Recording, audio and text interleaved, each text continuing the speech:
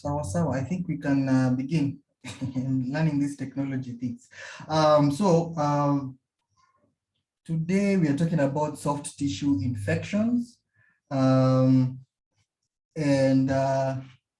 our main goal is just, the concept is very simple and it's very repetitive. So I just want you to grasp the main concept, which I'll constantly be repeating. And then if you have any questions, you can always ask, but it's more of repetitions with very unique things with each one of the pathologies that we're going to be discussing. So I'll just start by asking a broad question. Maybe I can just start with the class rep. What are soft tissues? As I try and set up everything. I think soft tissues mainly consist of the skin, the muscles, the fascia, the fatty tissue, plus the connective tissue, also the blood vessels. Yes. So it's everything from the skin all the way to the muscle, but we're not talking about the bone. So everything that is around there, other than viscera and the bone, that is soft tissue. And we tend to have infections in that place that spread very rapidly because they go through the fascial planes and they can even extend from one segment of the body to another one. Okay. So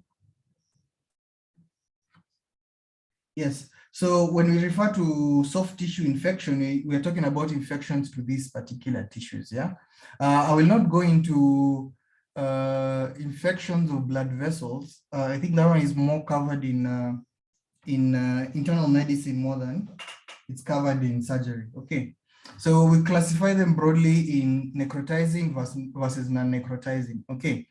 Let me start with Patel. What do you think the difference between these two is? Chami Patel.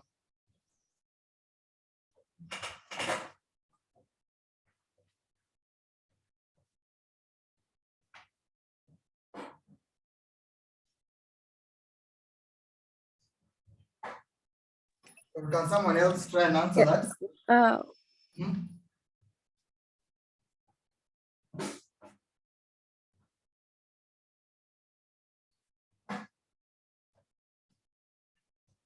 Sorry, I didn't hear.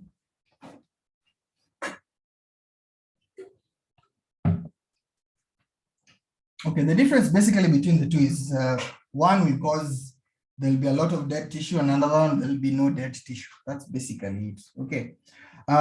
So when you're talking about necrotizing, it could be fasciitis, infecting the fascia, the muscles, and the subcutaneous tissues. And then when you're talking about necrotizing, we'll talk about cellulitis, erysipelas, and abscesses. Okay, I'm sure you've seen at least cellulitis and abscesses somewhere. So maybe Kasim can tell us what is the difference between cellulitis, erysipelas, and an abscess. Is Kasim here with us? Yes, I'm here. Yes. Mm-hmm. I know erysipelas is an infection of the more superficial parts of the skin. Mm-hmm. And then cellulitis is the deeper structures, the deeper dermis and subcutaneous tissue. Okay. And then an abscess is just a localized infection. Yeah.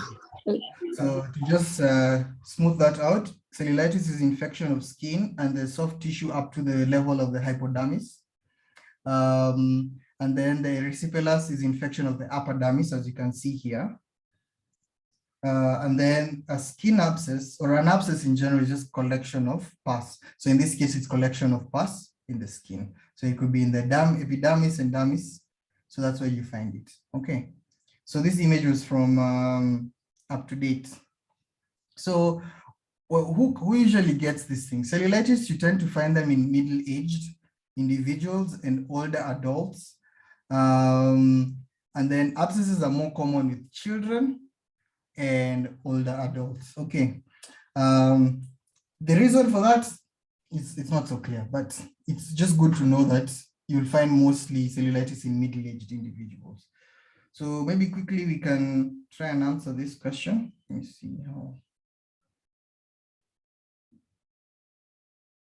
I can present it.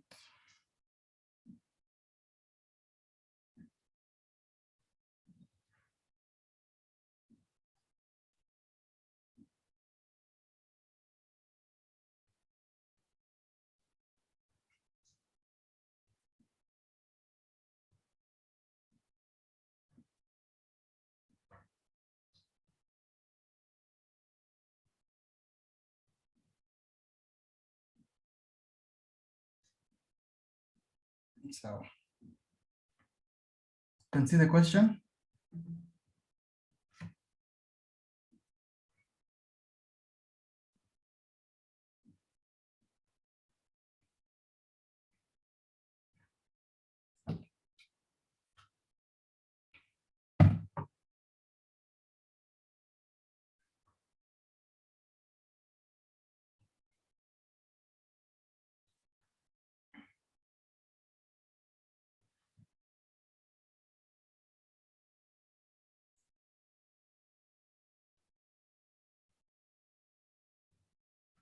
Trauma, good.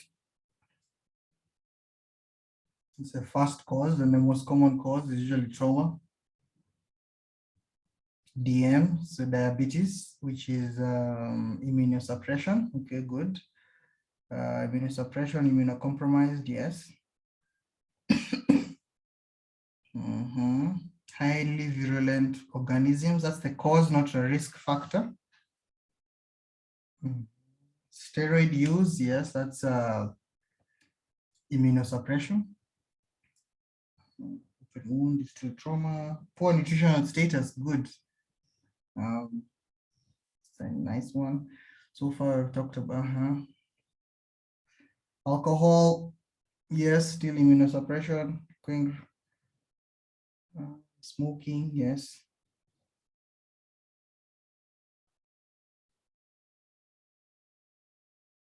Okay, good. I think that's a good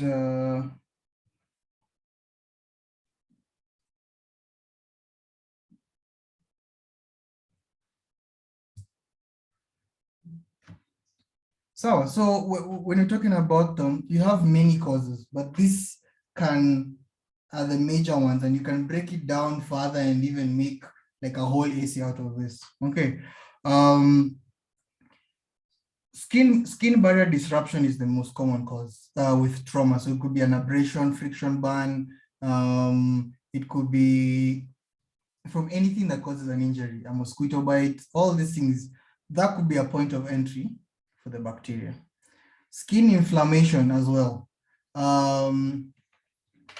So this can happen, especially like in eczema, because of re-injury. So it's not the inflammation, especially like now eczema where the skin is dry, you tend to grab, scratch and all that, then you cause injury to that. So it goes back to skin barrier disruption. And even radiation therapy sometimes breaks the barrier. You have some blistering diseases which can easily become infected. Okay. So you have two of them. I've broken down edema into venous insufficiency, and I've broken down edema into lymphatic drainage. So how do those two cause infection? Someone wants to try lymphatic? I know we have Maria here in this class. Is it Maria? Maria Odhiambo. Maria Odhiambo, do you want to tell us how impaired lymphatic drainage causes skin infections?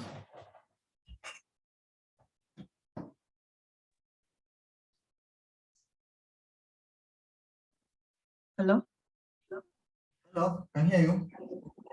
I'm not sure, but I think maybe because of the stasis.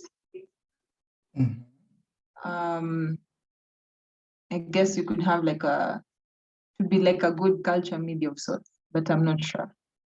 Okay. So what happens in lymphatic fluid? What's in lymphatic fluid?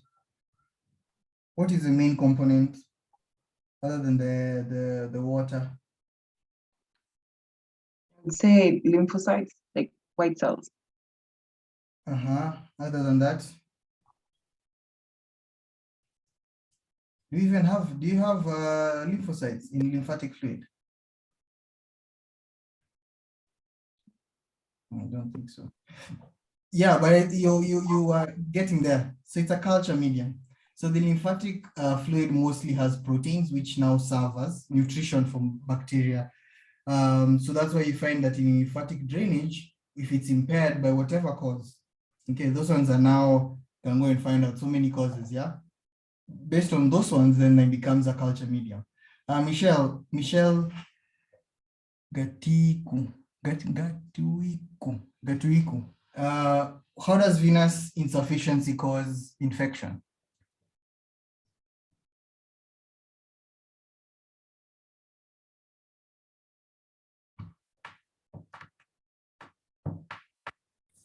I think it impairs blood supply because of congestion. So how does congestion cause increased infection? So I think it causes lack of adequate nutrition and oxygen. And what else? What else will find it hard to get to the site of injury? White cells. Yeah, basically. So if you have increased venous pressure, it goes backwards. Okay, so it goes back into the capillary system, increasing the pressure for that, and goes backwards to even affect the arterioles, which affects the deliverance of nutrition, leukocytes, and all that. Obesity is something we've talked about even when we're talking about impairments of wound healing.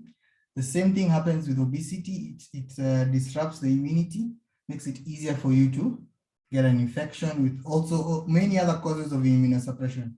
And I saw you guys wrote about steroids, there's diabetes, there's HIV, there's primary immunosuppressive diseases. There's so many, even cancer medication, and even taking cancer and getting cancer itself. Okay, skin breakage between the toes, that is very common.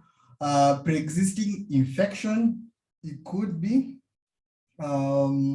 especially those blistering infections, varicella, zoster, impetigo, and then when your body is finding it hard to get rid of an infection, it forms a nidus. So there's a lot of necrotic tissue happening there, which forms a nidus for more bacteria to grow.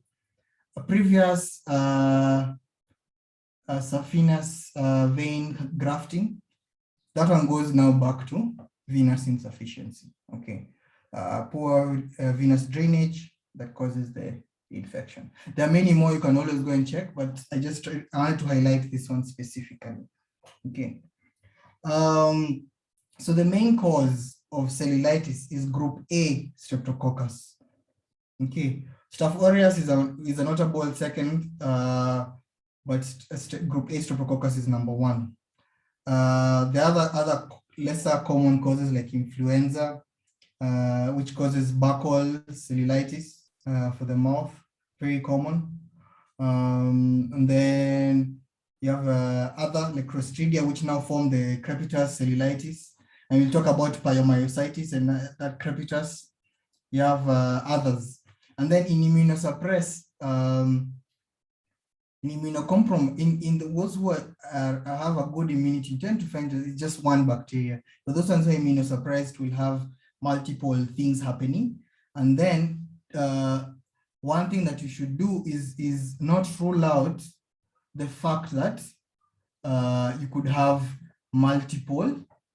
you could have fungal infections in cellulitis, okay, especially in the immunocompromised. So in someone with who gets a dog bite, okay, what type of bacteria would cause cellulitis? What do you guys think? What do you guys think? Let me ask Harriet Kamunto. What do you think? What do you tend to get? Do you get Staph aureus? Do you get Group A, Streptococcus. What do you get? Which one do you think would be the most common bacteria that you'll isolate if you get bitten by a dog?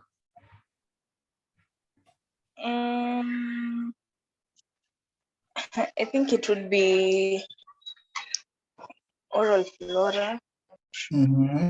So which one is that? Which is oral flora? Which one specifically?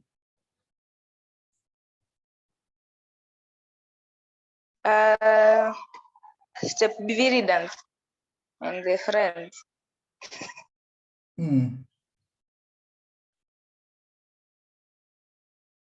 Okay, you can always go and check, but it's good to know which one causes like cellulitis if you get a dog bite. Okay. Abscess now is opposite. Now you have a Staph aureus, which is causing MRSA is not very common here, but you can have that occurring. Organisms of oral origin, including anaerobes, are seen most frequently, especially with intravenous drug users. And then again, don't rule out more than one pathogen. So this is how they tend to appear. You find, for example, this one is a well demarcated. This is dark skin, unfortunately. So you won't see those redness, but you'll see swelling, but you can still see some redness. So here it's swollen, and you can see some pus behind. It's very shiny. Okay, this shiny appearance tells you that there's pus behind this one. But if there's no pus, non-purulent cellulitis, it'll just be shiny without the yellowish appearing behind it. Okay. So there's a clear demarcation. So in erysipelas, you have this Melian ear sign. So you have this, like around the ear in the preauricular area, around where the parotid is, you'll have reddening and pigmentation. Okay, it's very, very common. All right, so that tells you that this place has erysipelas. You might have lymphadenopathy. Let me ask, Grace Muchoki Wangari. What is the difference between lymphadenopathy and lymphadenitis?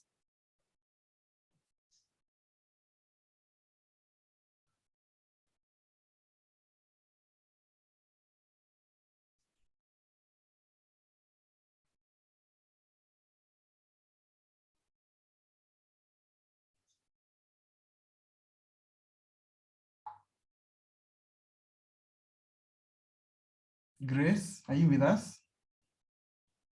Yes. What's the difference between lymphadenopathy and lymphadenitis?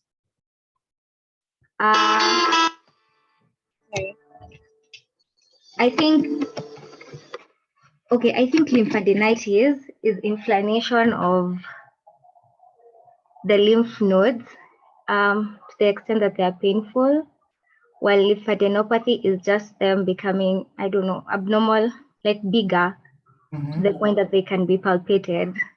Okay, so yes, it's more or less, okay, not exactly that, but lymphadenitis, there's infection and inflammation of the lymph nodes, and lymphadenopathy, there's a local response. There's the normal response of the lymph nodes to an infection elsewhere. Okay, so they become enlarged. So you're there basically. So what's the difference between a carbuncle and furuncle? Let me ask someone else. Linda. Are you with us, Linda? Linda?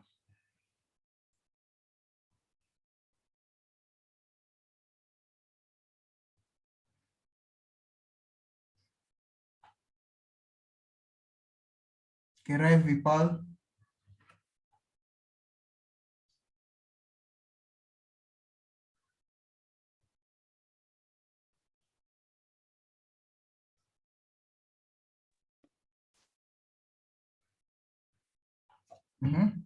What's the difference between a caruncle and a furuncle?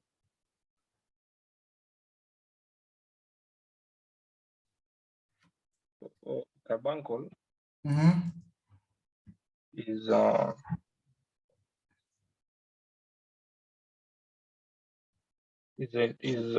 like when you have infection of the connective tissue, and furuncle is when you have infection of the hair follicles, which causes swelling. Okay, so that's basically it. So how do we diagnose? Let me ask Christopher Kyoko. Christopher Kyoko, do you want to take this patient to the lab? Someone you think has cellulitis?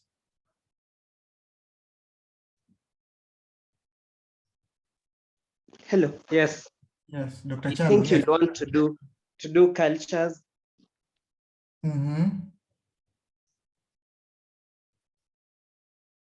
Sorry, I can't hear you. Hello. Yes. Yes, I think you will want to investigate further.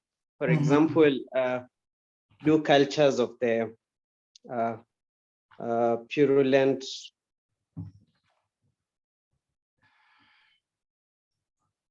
So when do you think we should do cultures? Does it change how you manage these patients? If you see this patient in your internship center, will you order for cultures?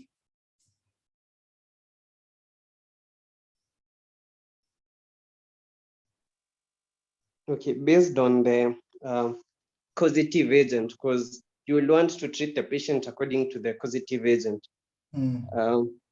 So I think you can start off by first of all determining whether there's an infection. You can start with a full hemogram. And then afterwards, now, because you want to narrow into the types of antibiotics that you want to use depending on the causative agent, you can now, you can culture. Okay, so not really. You don't need to do all these tests. As I've shown you, most of these things are more of clinical diagnosis. Yeah, so you don't need to do many tests. And I'm telling you this in terms of where most likely you will end up practicing. Most of your internship centers will not be able to do cultures, and sometimes even full hemogram. It's a hassle. So what can you see? Can you see that it's red? Can you see that it's painful? Can you see that it's swollen? Can you see that definitely this is not DVT? And how do you differentiate it from DVT? So that's something you should find out. But like, can you clearly see it? Then you don't need to do cultures. That's very expensive. It will take 3 days, and by then it will have continued spreading. So it now become necrotizing. You don't want that. Okay. So cultures and full hemogram are not mandatory. Okay. You can do assays of anti-streptolysin O. You might even do the DNA test for what do you call this? For even the group A streptococcus. And you might even look for different antibodies against it. Okay, but it is more of academic. It will not really help you in terms of managing the patient. Okay, most of the time, as I've told you, it's caused by that bacteria. Okay, so when you're seeing that it's not working with the bacteria the antibiotics that you're giving, that's when now you start thinking of doing cultures and all these other tests. Okay, and now trying to figure out, what does this guy have? Is this guy immunocompromised? Do I need to do a P24? Do I need to do more? Okay, but in terms of a purely cellulitis coming from trauma or anything, most of the time you don't need to do cultures and all those other tests. For hemogram, yes, but it won't add much. It will just tell you they have an infection. Okay. So how do you approach a patient who you can definitely tell that this person has cellulitis? Doris Kilonzo. If it's purulent, how do you go about treating that patient?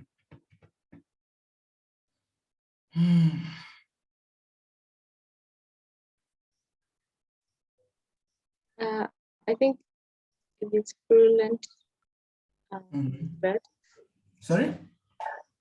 You can just do wound care. You dress it well, and you can give antibiotics. Okay, what's the first thing that you do? It's purulent. What is the first thing you think of doing? Well, and send it to the lab. No, we don't do that. I've told you, cultures are not, yes, you can do cultures. It's good to do cultures. Yeah, I'm not saying that you don't do them, but that's not the priority. Most of the time you can diagnose this without having to take to the lab. But like, what's the first thing you do when you think that this is a purulent cellulitis, that you can see the sparse over here? What is the first thing that you want to do? Even before you start thinking of antibiotics or anything else. You want to, I'm not sure. You want to drain it. You just want to cut here based on the Langerhans lines, and you drain the pus.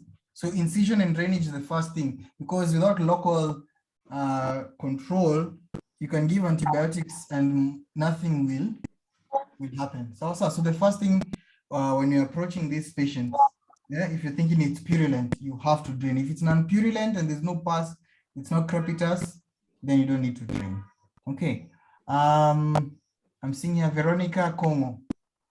How do you decide between parental and oral? So when do you give oral and when do you give parental antibiotics? And by parental, I mean IV, sometimes IM if you can't find a line. Veronica Como. I think if the patient has fever, you can give parenteral, but if the fever goes down, you start oral if the patient is able to take orally. Okay, but most of the time they can take orally. But what tells you that this, like this one first, and last one in particular, I have to give them IV first before I start the oral medication? You've said fever, that's the first one. What else? What are the danger signs that tell you that this one definitely you have to give IV?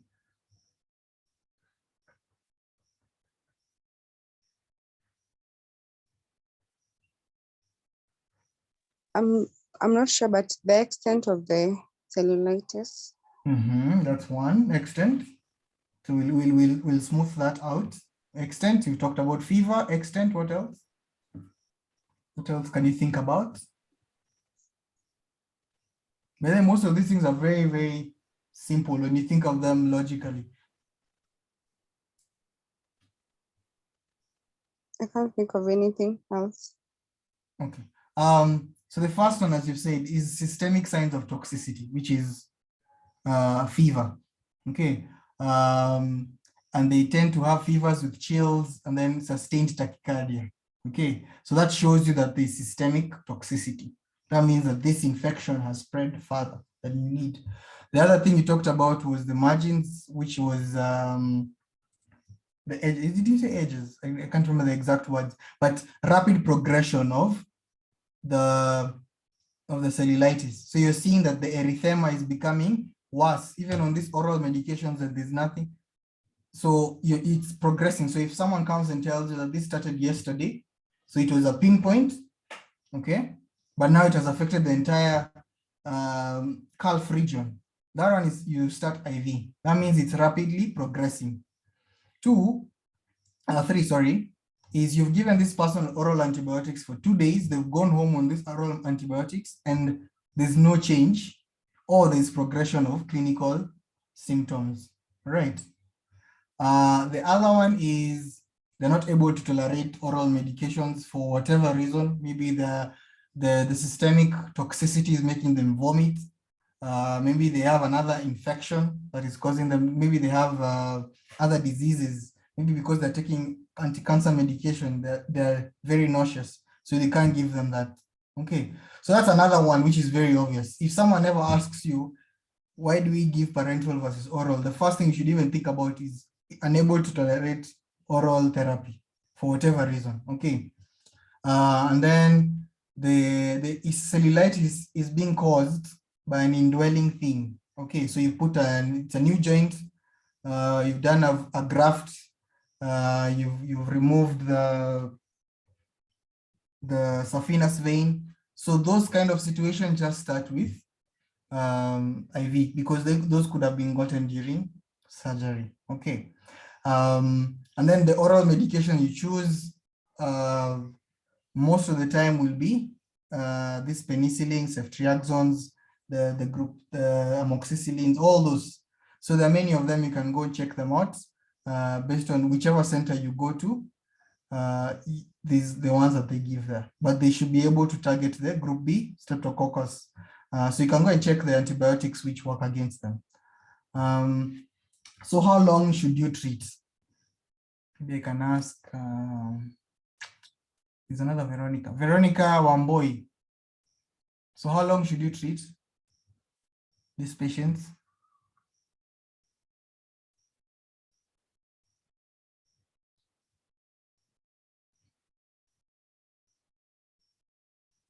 Is Veronica with us? I'm not very sure for how long. Okay. It all depends, but usually you should do at least 10 days. And if it's IV, you might need to do a little longer, maybe 2 weeks, 3 weeks, to just try and get rid of whichever infection is there.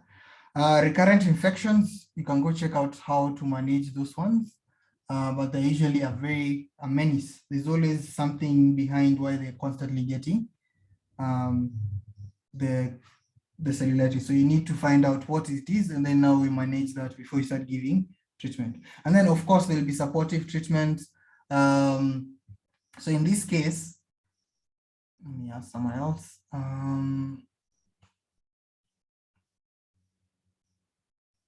Humphrey Odor, what supportive treatment would you offer someone with cellulitis? I'll want them to protect the area against infection, so clothing of the area. But in this case, you call it dressing. Good. What else? That's if there's a wound. What else? Rest from occupational activities. Okay. What else? It's swollen. What do you want to do when something is swollen? Limb elevation. Yes. Good. I think I can remember those three. And compression. So. Yes. All right. So those are some of the supportive things you do in terms of limb elevation, compression. There's pain management. All right. So these are the things that make the patient more comfortable in your hospital. So where would you admit this patient? Paroma. Is it Paroma? Paroma Gitao. Where do we admit this patient? ICU, general ward, HDU. Where do you want to treat your patient? In the ward. In the general ward, yeah? Yes. Okay, so when you get to necrotizing soft tissues, we usually call them flesh-eating bacteria. That's the general term that you'll hear in the news and all that stuff. So they tend to affect the epidermis, dermis, all the way to the muscles. So the muscles they tend to affect are skeletal muscles and not the soft tissues and the cardiac tissues. Necrotizing fasciitis involves the fascia. This infection usually tends to spread along the muscle fascia, especially due to their poor blood supply. Okay. And because of that, it's usually very hazardous because some of these fascial planes have connections.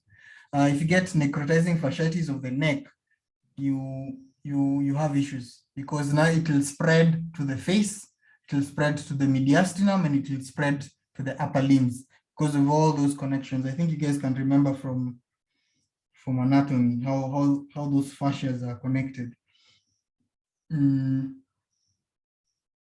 So yeah, so we tend to find necrotizing fasciitis is more than necrotizing myositis because of the poor blood supply of the fascia.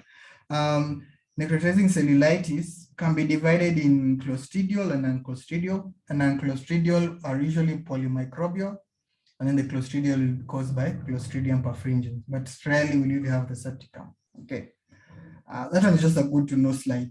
but you rarely get it. So this will happen if, let's say, for example, that cellulitis you're treating with the empirical antibiotics that we've talked about, and it's not working. So this is when I was telling you, you might now need to do cultures. Okay.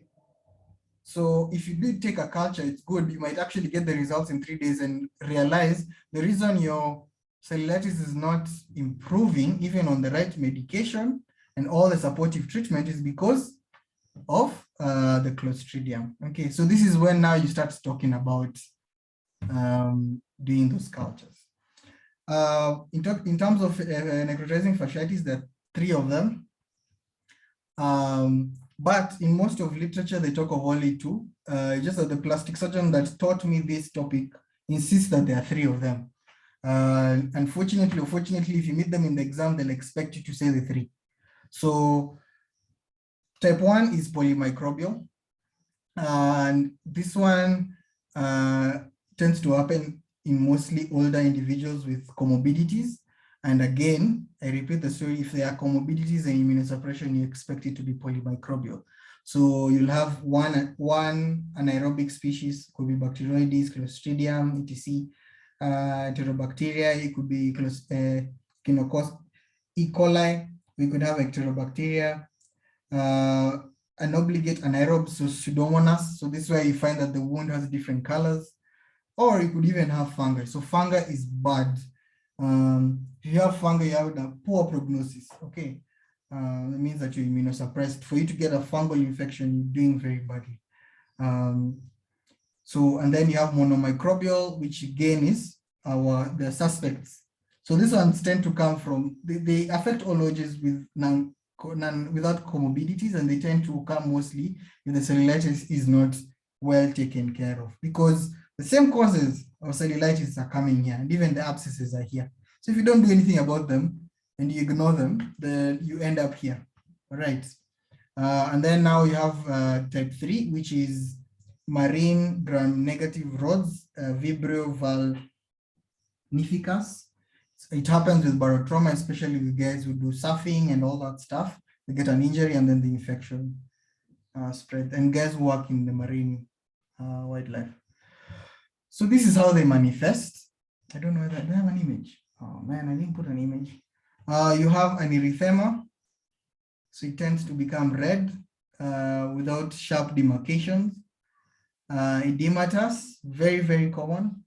I think it's the most common symptom. Yeah, 75%. So it's swollen. It's very painful. They'll have a fever because it tends to have systemic toxicity. Crepitus, especially if it's Clostridium. And then you have skin bullae, necrosis, and ecchymosis. I wish I don't know why I keep forgetting to put image for this one, but you tend to have multiple boils for these types of patients. Okay, so you'll see like spots of red with blood-filled bullae on those patients. Okay, and if you see these things, especially if you see necrosis, if you see those bullae, you definitely, when we talk about this, when we talk about management, you take them to theater. Okay, you don't wait to start deciding, start to take cultures and all those things. It will not help you. All right. So where do we expect necrotizing fasciitis? We, what do you call this? We tend to find them in the extremities. This one I've put here is a patient, is a HIV patient who was bedridden with spinal shock. So they ended up getting a perennial, what do you call this? Fasciitis, necrotizing fasciitis, usually called Fournier's gangrene. So if someone asks you what a Fournier's gangrene is, it's necrotizing fasciitis of the perennial region that results from, most of the time it's polymicrobial, but you can have monomicrobial, but rarely. Most of the time it's polymicrobial. And the risk factors are like spinal shock, so things that make you bedridden, and pressure ulcers, untreated pressure ulcers are what would result in this. So what you can see here is this devitalized tissue. It's gray yellowish. This is necrotic tissue, or all this even here black.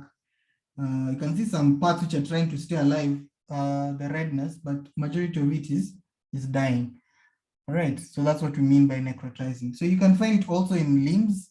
In limbs, it's especially with cellulitis, you tend to have with limbs, and then the head and neck region, which I was telling you, is also a very common place. And in head and neck, you also have to move very fast, okay, because of the spreading of the infection. If the infection spreads to the mediastinum, can compress on the heart, can compress on the lungs, then you have other issues that like heart failure and all those things. Neonatal infection is it's also very common. So you can go and check where in units do we get necrotizing fasciitis. Is it the head and neck? Is it the perineum? Is it the extremities? Where do you think? Albert, where do you think for neonates you'd expect necrotizing fasciitis to occur most of the time? Chebu. Albert Chebulot. Sorry, butchering your name. Where do you expect in neonates the necrotizing fasciitis to occur?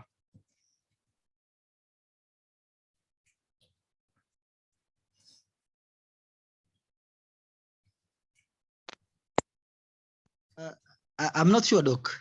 All right. So you can go check that out. Well, it's very interesting when you see it.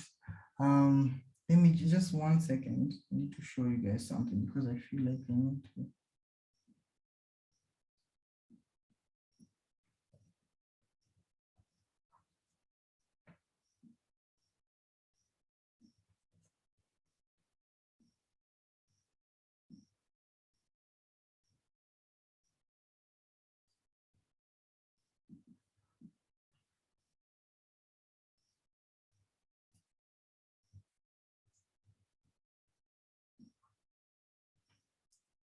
Sorry, but I feel like I need to share this image with you guys because it might not be that common, but if you see this, it's a danger sign. Okay, this is the bull I was talking about. If you see this, make sure you take the patient to theater. All right. So back to the slides.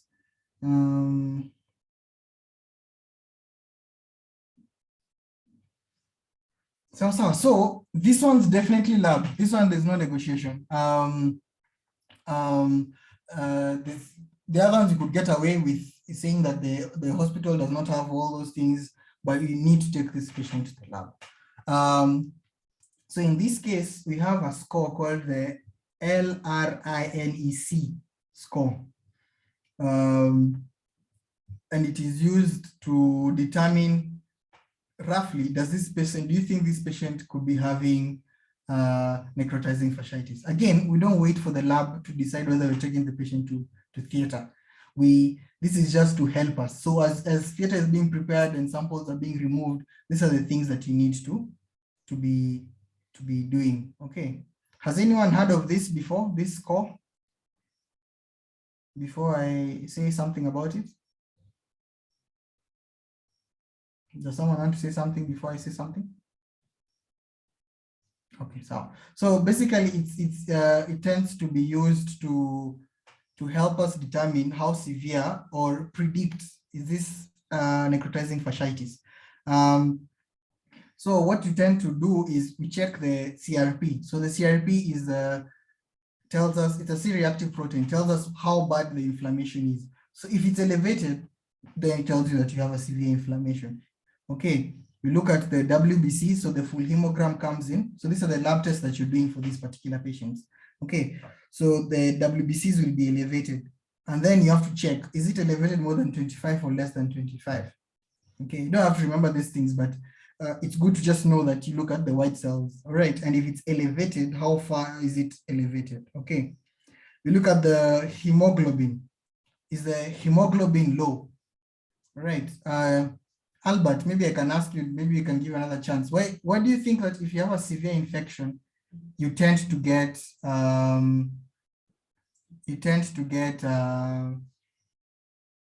low hemoglobin?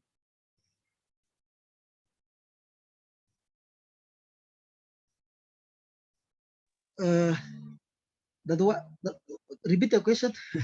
I'm asking, in an infection, you tend to have a low, especially severe infection, you tend to have low HBs. Why is that the case? I can try. Mm-hmm. Could it be that there's hemolysis like before in that process of infection? It's a very good one, especially with okay, yeah, there's hemolysis. What else? So when there's hemolysis, then RBC will be broken down and the HP will be low. Okay. Then is there anything else that you can think of?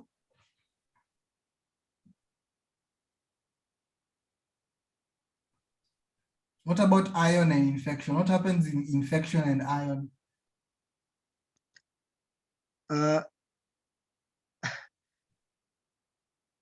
Is it that bacteria uses iron? Yeah. It tends to reduce the stores. Okay. So the severe infections tend to reduce the stores, and then that causes that type of anemia. But there are many other causes, yeah. So you tend to see what do you call this? You tend to see low HBs. Again, you tend to have a low sodium. Who wants to tell us how we end up with a low sodium in a severe infection?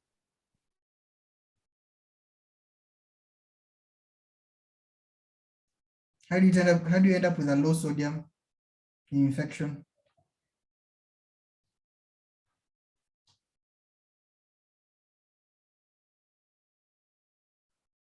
You can go check it out. Okay.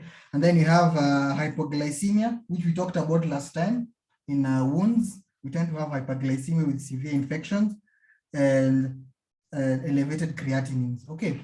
So that's why over here, we tend to have elevated creatinines because of that kidney issue. But there's also another reason. Okay. When the creatinine is elevated, it tends to tell you that there's some muscle damage, and it could be rhabdomyositis. So in cellulitis, you don't have any of this. You don't have elevated liver function tests, and you don't have elevated creatinine kinase. Okay. Let me ask Marianne. This Marianne Moloichuro. Why do you think we have elevated enzymes, liver enzymes in deep infection of muscles and fascia?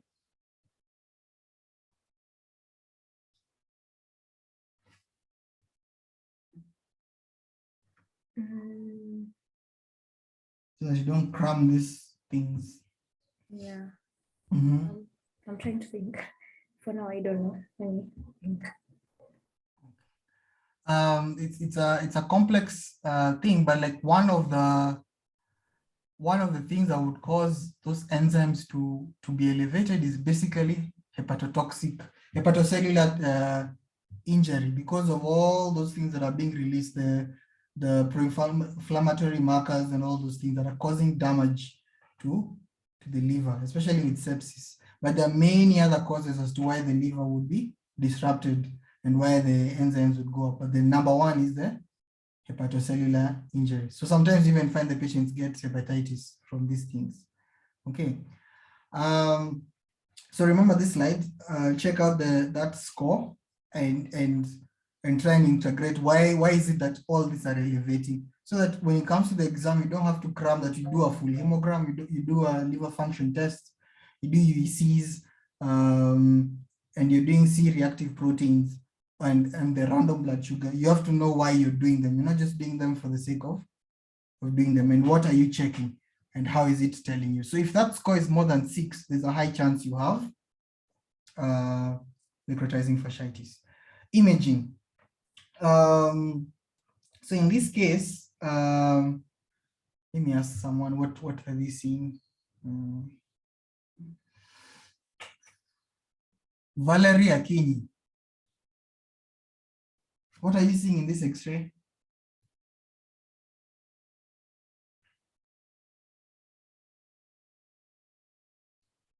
Actually, it's not the X-ray, this is X-ray. Yeah. Valerie?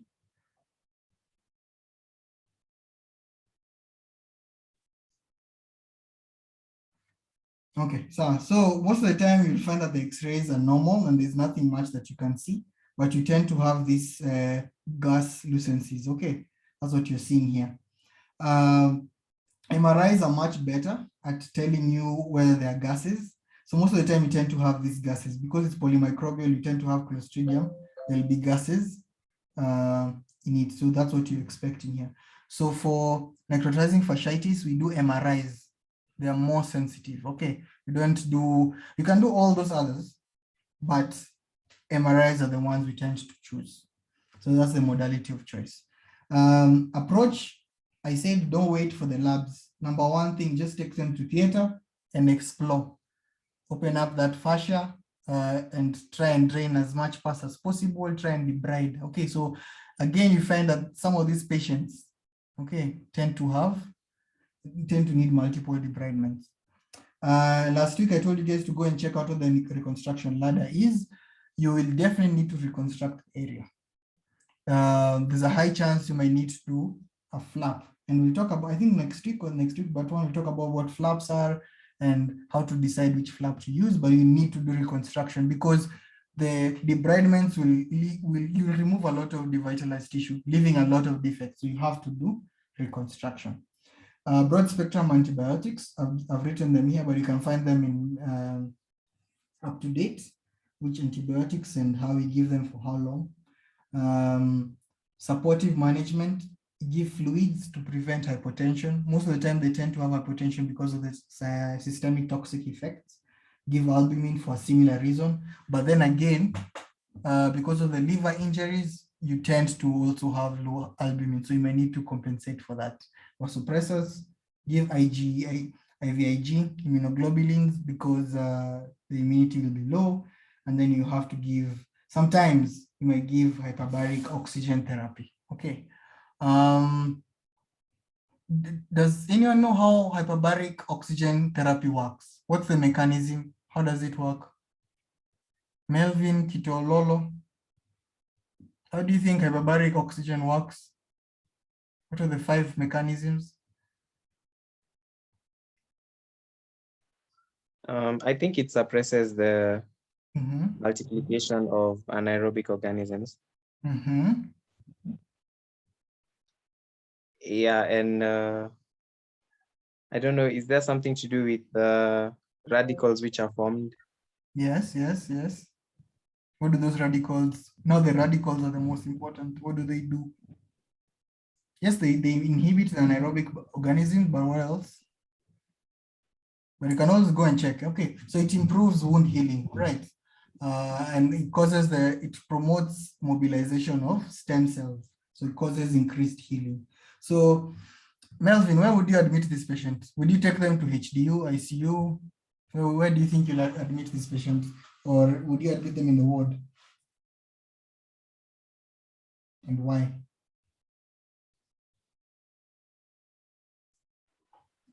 Okay, I think I'd take them to, maybe depending on the extent of tissue damage.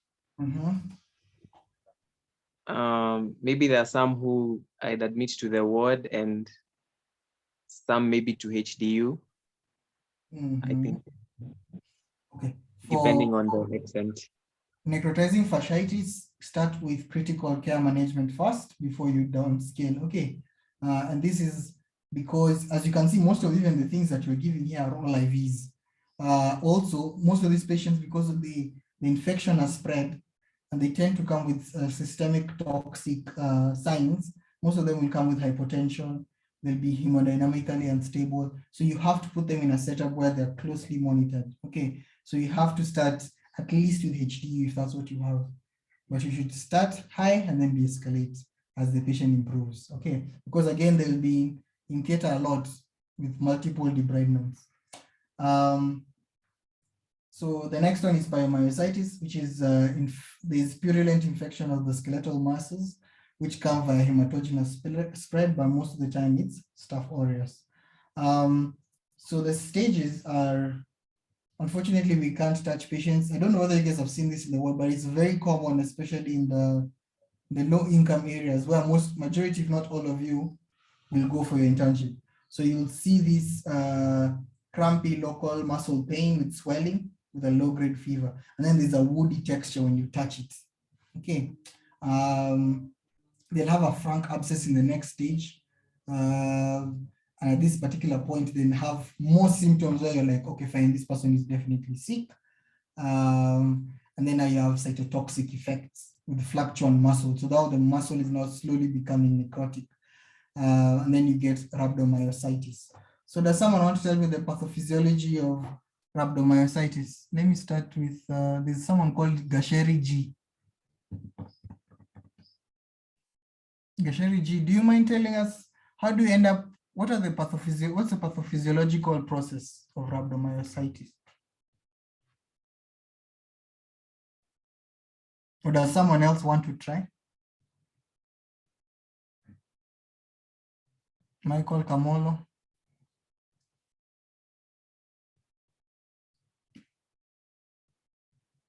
What happens in rhabdomyositis?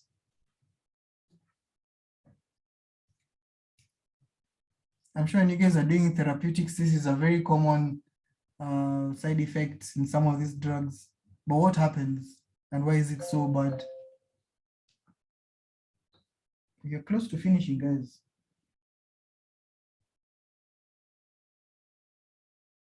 Okay, you go check it out, yeah? But there's potassium involved, there's ATP failing, there's calcium activation. So those are things that you need to say when you're describing the pathophysiology, but it's good to know, especially with rhabdomyositis, when you get to this, to pyomyositis, and how do we get to this particular point? Okay, and how now do we manage the rhabdomyositis? So the rhabdomyositis will not be your problem most of the time. If you do end up in this position, you might need to call the physicians to try and sort you out. But it's good to know, to identify the signs and know that now you're in rhabdomyositis, okay? Because you've progressed from stage 1 to stage 3. So for this one, the preferred one is MRI. Sorry, the other one actually, sorry, the necrotizing fasciitis, the preferred imaging is CT scan. And then for pyomyositis, it is MRI. So how do you treat it? Again, antibiotics. Stage 1, you can give antibiotics alone. Stage 2, you might have to do drainage because again, we said what there's spas. The moment there's spas, you drain. Okay, you can actually tell a definitive pass. You drain and you give antibiotics. So I've given the antibiotics that you can give there. So again, I ask you the question, where do you think we admit this patient? Crystal Kagai, where do you think you want to admit this patient? HDU, ICU, or the general ward? I think in the ward. Okay. All right. Most of the time you can do it in the ward, especially stage 1, 2, but stage 3 you might have to take to the critical care unit. Okay. Stop sharing that.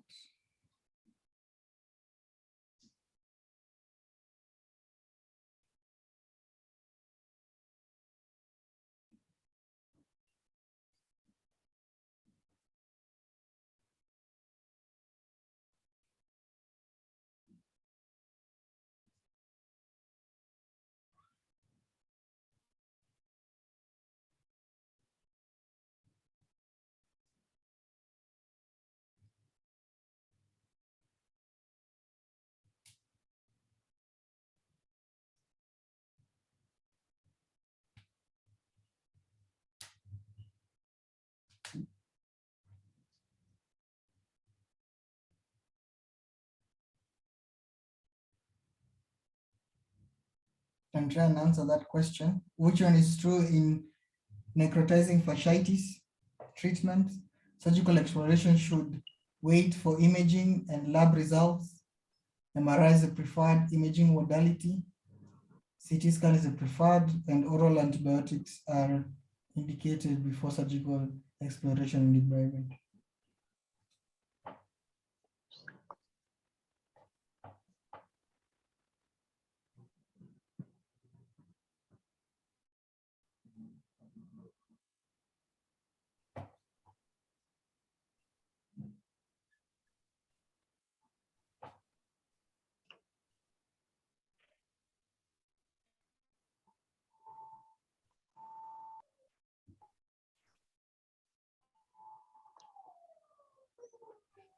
I'm seeing a majority of you are getting it right. So it's a CT scan. The MRI is overly sensitive, so you might it might tell you someone has necrotizing fasciitis when you actually do not have. Okay. All right. That's it, folks. Does anyone have a question? Yes, thank you for the lecture, Dr. Gishuru. When you were doing the abscesses, you mentioned, maybe we go back to that slide if possible, please. Yeah, there. Passed it, you passed it. I wanted to see the picture of that abscess on the toe. Oh, this one. Okay. Yes. You said during the time we were doing I&D, there are some lines which are followed. Would you kindly just elaborate a bit? Oh, okay. So usually tends to, but it's more for the face, not even for the feet, but the lines of tension. So like, for example, here you can see some lines on the forehead, yeah? Those are lines when you're frowning. So even in the feet, you tend to have lines. You can even see the lines here. So most of the time, it's better to cut along the lines so that you have a better a better looking wound when it's healing, because there's not much tension. But majority of the time, if it's an area of, it's not let me say, the area does not serve aesthetic function. And I don't think the feet serve aesthetic function, at least for most people. That's what I think, yeah. So you'll cut along those lines. So like, let's say, for example, here you'll cut here, along here. So they tend to be horizontal. You can even see on the feet. So they tend to go across like this when the feet come like this. All right. Okay, thank you. And then the other one is about use of honey on necrotic wounds. I do not understand the principle of using honey to manage, like, those severe bed sores. Okay. So the mechanism of the honey tends to be very tends to be antimicrobial in nature. Last time I think I even mentioned that it's the best dressing that you can have. I think that's why they tend to use it, but the honey specifically that is okay, the type that has those better outcomes tends to be very expensive. So you find that sometimes we don't tend to use honey. I don't know whether I've answered your question. Or what is your question? Is it why we use how it works, but you've already said that it has antimicrobial properties. Thank you. Yes. So it's basically a broad spectrum antibacterial thing. Okay, so it tends to reduce the bacterial load. Thank you.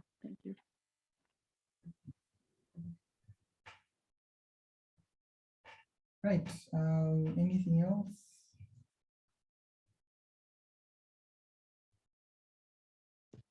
I think there are 2 more questions in the chat box. Oh, there are more questions in the chat.